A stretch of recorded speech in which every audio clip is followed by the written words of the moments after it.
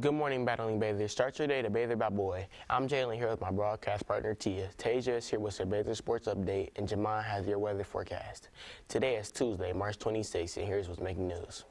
Making news on this day in 1979, the Israel-Egyptian peace agreement was signed, ending the 3 decades of hostility between Egypt and Israel, and establishing diplomatic and commercial ties. The two leaders, Sadat and Begin, were awarded with a joint Nobel Peace Prize, although Sadat was assassinated in 1981.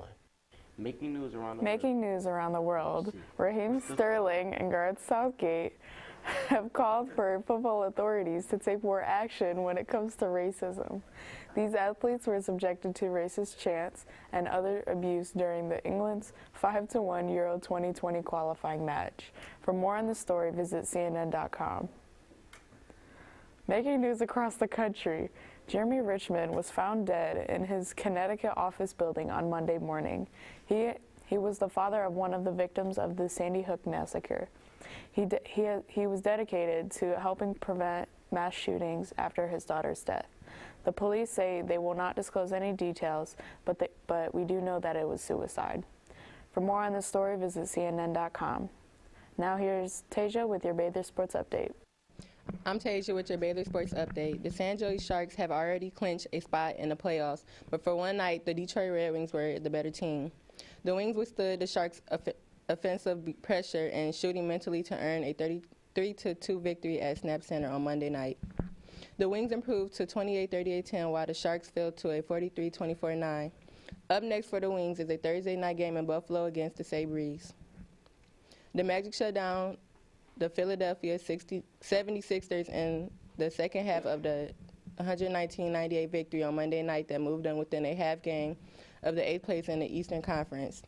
76ers coach Brown said they played like they didn't want it, and they were desperate. 76ers played Thursday night in Brooklyn, and the Magic plays at Miami tonight. That's all for your Baylor Sports Update. Back to you, Jalen. Thanks, Tasia. Making news around the state.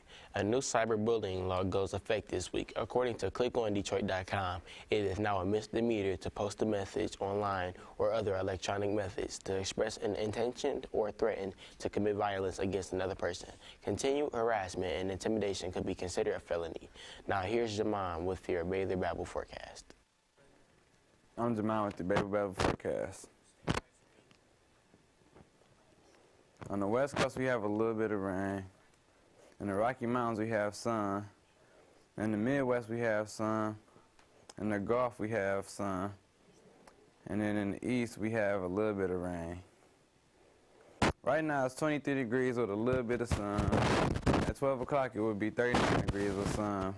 4 o'clock, we will have sun with 46 degrees. Around at 8 o'clock,